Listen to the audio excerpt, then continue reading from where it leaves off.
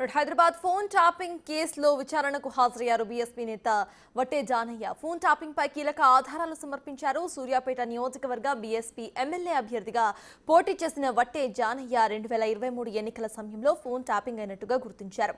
అప్పటి బీఆర్ఎస్ మంత్రిగా ఉన్న జగదీష్ రెడ్డి తన ఫోన్ ను ట్యాప్ చేయించారని వాగ్మూలం ఇచ్చారు. ఎన్నికల సమయం అప్పటి నుంచి తన ఫోన్ ట్యాప్ చేసి వేధింపులకు గురి చేస్తున్నట్టుగా స్టేట్మెంట్ రికార్డ్ చేశారు. దీనిపై విచారణ కొనసాగుతోంది.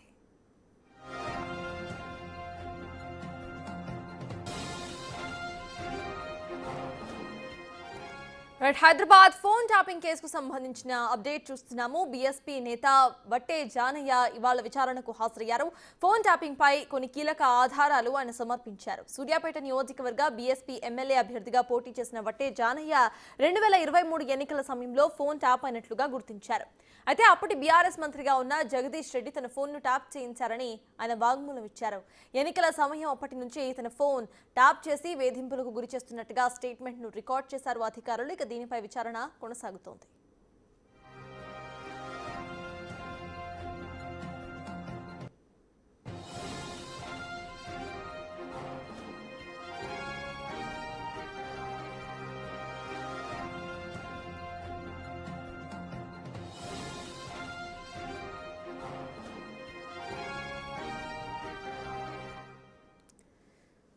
హైదరాబాద్ ఫోన్ ట్యాపింగ్ కేసులో ఇవాళ విచారణకు బీఎస్పీ నేత వట్టే జానయ్య హాజరయ్యారు. దీనికి సంబంధించిన పూర్తి అప్డేట్స్ మా ప్రతినిధి సాగర్ అందించడానికి సిద్ధంగా ఉన్నారు.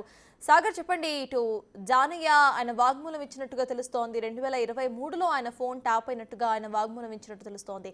ఇక స్టేట్మెంట్ లో ఎటువంటి స్టేట్మెంట్స్ నుండి పోలీసులు రికార్డ్ చేశారు? అప్డేట్స్ ఏంటి?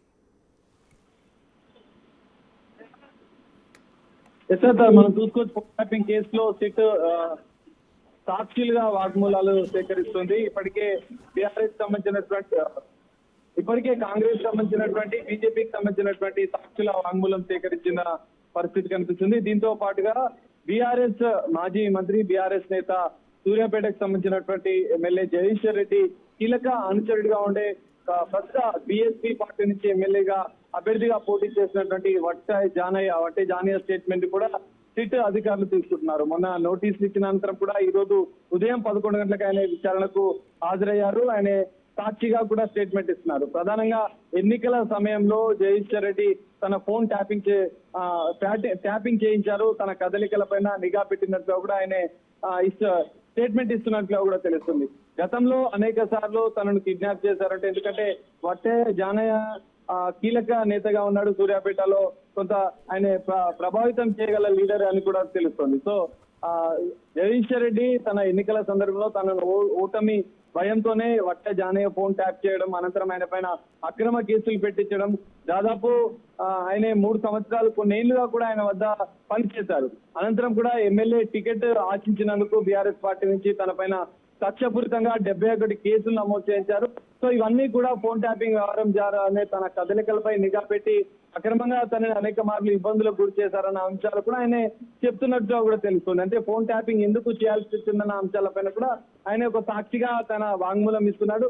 సో అందులో భాగంగానే, ఎందుకంటే ప్రధానంగా ఎన్నికల సమయంలోనే బీఆర్ఎస్ సంబంధించినటువంటి కీలక నేతలకు సంబంధించినటువంటి ముఖ్య అనుచరుల మీద కూడా ఈ నిఘా పెట్టిన నేపథ్యంలో వట్టే జానయ్య అప్పుడు కొంత రెబల్ గా మారిన పరిస్థితి. జగదీష్ రెడ్డికి ఎన్నికల సందర్భంగా వట్టే జానయ్య అపోజిట్ గా, ఆయనకు వ్యతిరేకంగా కొన్ని కార్యకలాపాలు చేయడం, అనంతరం కూడా ఆయన బీఎస్పీ పార్టీ నుంచి టికెట్ తీసుకుని సూర్యాపేట నుంచి పోటీ చేయడం. ఎందుకంటే జగదీష్ రెడ్డికి కొంతకాలంగా ఆయన ముఖ్య అనుచరుడిగా పనిచేశారు. అనంతరం కొన్ని విభేదాలు వచ్చిన అనంతరం కూడా ఆయన నుంచి దూరంగా ఉన్నారు. సో వట్టే జానయ్య పైన అక్రమ కేసులు పెట్టిన సందర్భాలు కూడా ఉన్నాయి. చాలా కుటుంబ సభ్యులు తన నుంచి ప్రాణహాని ఉంది, జగదీష్ రెడ్డి నుంచి ప్రాణహాని ఉందంటూ కూడా వట్టే జానయ్య కుటుంబ సభ్యులు గతంలో హెచ్ఆర్సీని ఆశ్రయించడం, పోలీసులకు ఫిర్యాదు చేయడం జరిగింది. సో ఇదంతా కూడా కక్షపూరితంగా వట్టే జానయ్య ఫోన్ ని ట్యాప్ చేశారు. సో ట్యాప్ చేసిన అనంతరం కూడా ఆయన నిఘా పెట్టి తమ పైన అక్రమంగా అనేక మార్లు తమని వేధింపులకు గురి చేశారన్న అంశాలు కూడా ఆయన స్టేట్మెంట్ లో చెప్తున్న పరిస్థితి కనిపిస్తుంది.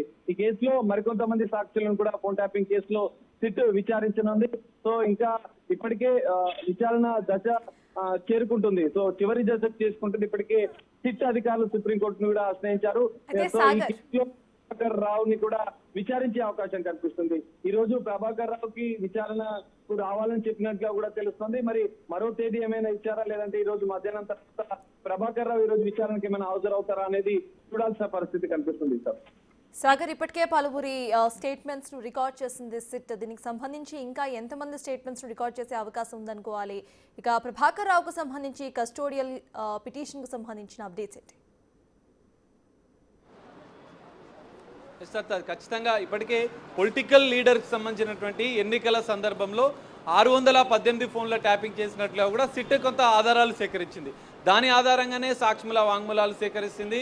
ప్రధానంగా రాజకీయ ప్రతిపక్ష నేతలకు సంబంధించినటువంటి ఫోన్లనే ఎక్కువగా ట్యాప్ చేశారు. ఎన్నికల సందర్భంగా వారిని టార్గెట్గా చేస్తూ ఈ ఫోన్ ట్యాపింగ్ వ్యవహారం అనేది జరిగినట్లుగా కూడా ప్రాథమికంగా సిట్ గుర్తించింది. అందులో భాగంగానే ఇప్పటికే వందలాది మంది కీలక రాజకీయ నేతలకు సంబంధించినటువంటి బీజేపీ, కాంగ్రెస్ సంబంధించిన కీలక నేతలు, వారి అనుచరుల స్టేట్మెంట్ కూడా ఇప్పటికే సిట్ సేకరించింది. మరికొంతమంది బీఆర్ఎస్ సంబంధించిన నేతల ఫోన్లు కూడా ట్యాప్ అయినట్లుగా కూడా గుర్తించిన నేపథ్యంలో వారి నుంచి కూడా స్టేట్మెంట్ తీసుకునే అవకాశాలు కనిపిస్తున్నాయి. మరోవైపు ఇప్పటికే సుప్రీంకోర్టుని సిట్ ఆశ్రయించినట్లుగా కూడా తెలుస్తోంది. ఆయన నాట్ టు అరెస్ట్ ఆదేశాలను రద్దు చేయాలి, కస్టడీకి తీసుకొని విచారిస్తే మరికొన్ని కీలక ఆధారాలు ఈ ఫోన్ ట్యాపింగ్ కేసులో ప్రభాకర్ రావు వద్ద నుంచి సేకరించాల్సిన అవకాశం ఉంది. ఆ ఆధారాలను సేకరిస్తే ఈ కేసుకు సంబంధించినటువంటి మరికొన్ని కీలక అంశాలు వెలుగులోకి రానున్నాయి. తెర వెనుక ఈ ఫోన్ ట్యాపింగ్ వ్యవహారాన్ని ఎవరు నడిపించారన్న అంశాలు వెలుగులోకి వస్తాయని చెప్పి సిట్టు భావిస్తుంది. సుప్రీంకోర్టుని ఆశ్రయించి దానిపైన మరి ఎలాంటి ఆదేశాలు వస్తాయనేది చూడాలి. ప్రభాకర్ రావుని కస్టడీకి తీసుకొని విచారిస్తేనే ఈ కేసులో మరికొన్ని కీలక పరిణామాలు చోటు చేసుకునే అవకాశం ఉన్నట్లుగా కూడా తెలుస్తోంది. సర్తాజ్. Thank you Sagar.